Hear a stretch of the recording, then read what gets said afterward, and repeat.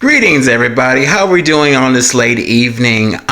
This video is regarding the current season of Married to Medicine. I've been trying to make this video for a very, very long time. Been wanting to make this video for a very, very long time, but I've been very busy with work and starting the second job. So I'm not going to speak on any particular episodes. I'm just going to speak in the whole season as we're seeing right now in general.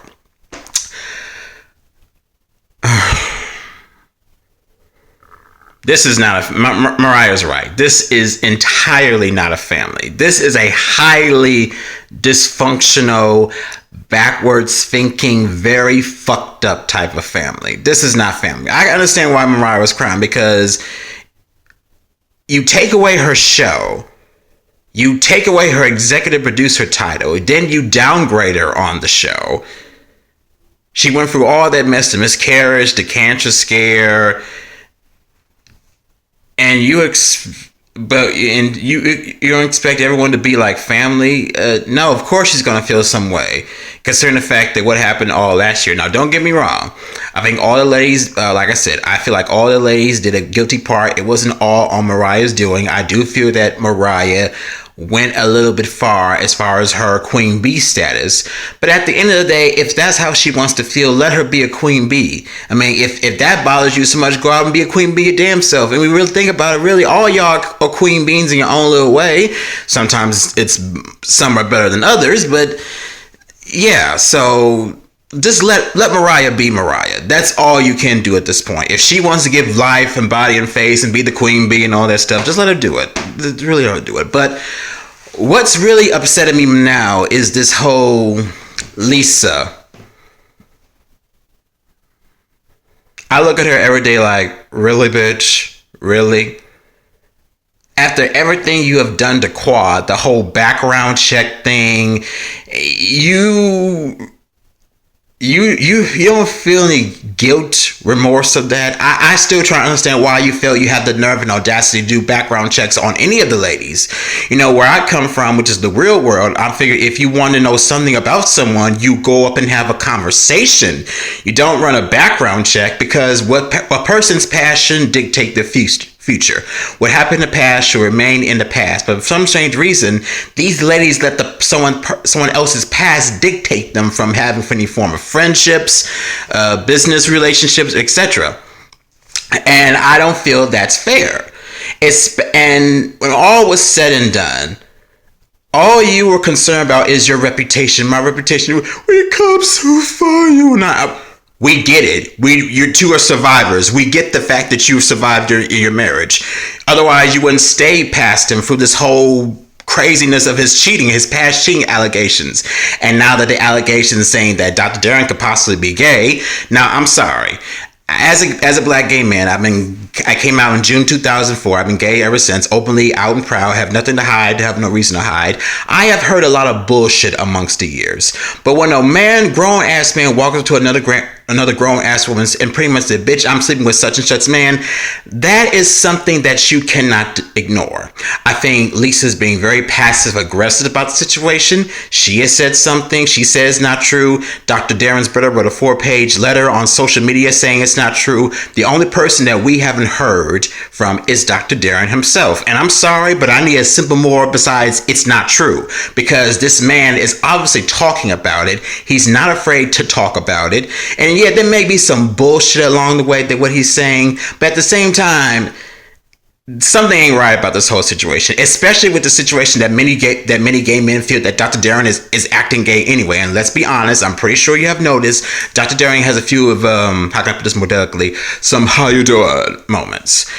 He may not know it's, maybe it's his human nature for him, but yeah, these are signs. We're seeing the signs, the gay folks who watch the show.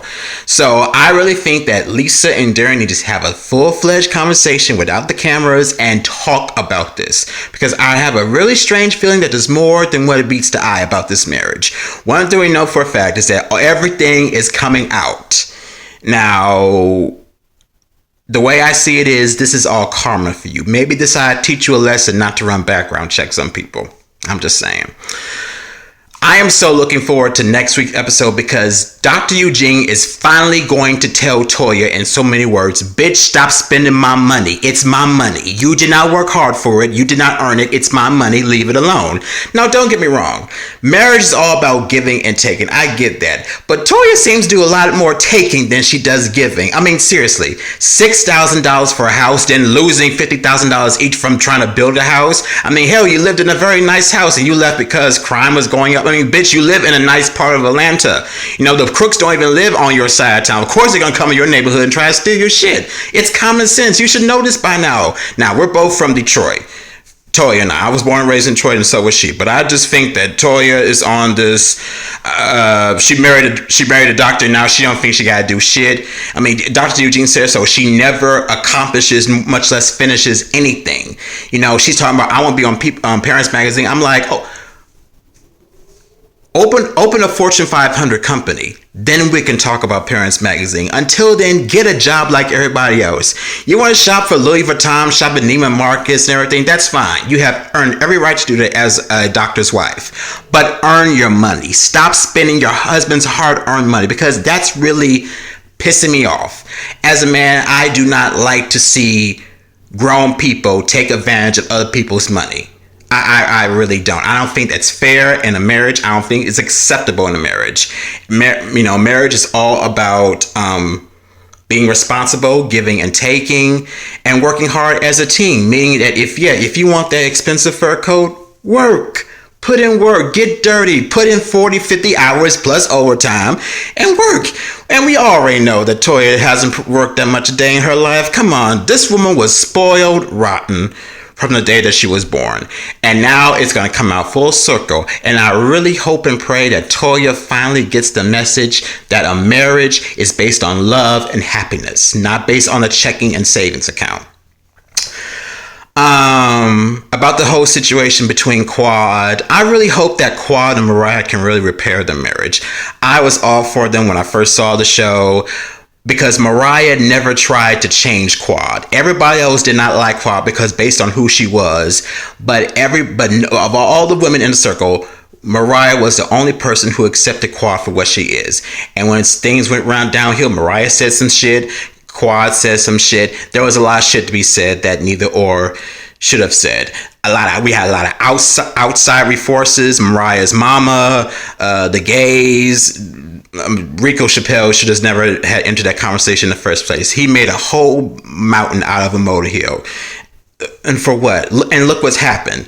I mean, come on, seriously. We as gay men gotta grow up, especially if we're going to portray ourselves on gay television. I mean, on primetime television, excuse me. But I really hope that they can really repair their marriage. To me, that would really be a blessing because I value their friendship. Mariah values Quad, Quad values Mariah, and I think it hurt a little bit. And I see Quad and how she's hurting. You know, and this is my thing. After everything was said and done with Quad, do you really expect her to come back in the circle full swing and just pretend like it's never happened? Because let's be real honest, I felt like all the ladies were ganging up on Lisa's side because she threw the glass and could have possibly went to jail. But I'm like, okay, did you guys even reach out and try to call Quad, see how she was doing? Of course she's not going to come to some events. Why should I come to your event and I feel like you're not support me? Because believe it or not, she was a victim in this, not Lisa. Lisa got mad and angry because her shit was being read out in public because neither or should have been reading anybody's shit. If you really want to put the truth out there, Lisa should never run a background check and Quad should never done a background check. I fully admit to that. But at the end of the day, don't start no shit, won't be no shit. You want to read a Quad shit, okay, you're going to listen to her and your little Miss Child out of Redlock. In fact, you went to jail because you tried to kill your husband because you can keep his dick in his pants.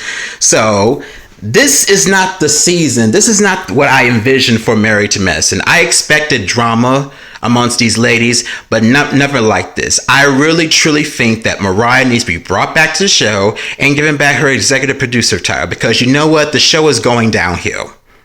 Whatever they want to believe it or not, the expectations for the show is not what I expected. So I think that everyone needs to come together and just cut the bullshit out. If you're not going to be friends with each other, at least try to coexist. Case in point, Real Housewives of New York City fought like chickens, fought to the death. At the end, the last day of the end, they all had dinner together. Why can't we do that as black women? Why can't the Real Housewives do that? That's a problem, and I think that needs to be addressed. So, until next time, my name is Rio, and I'm out.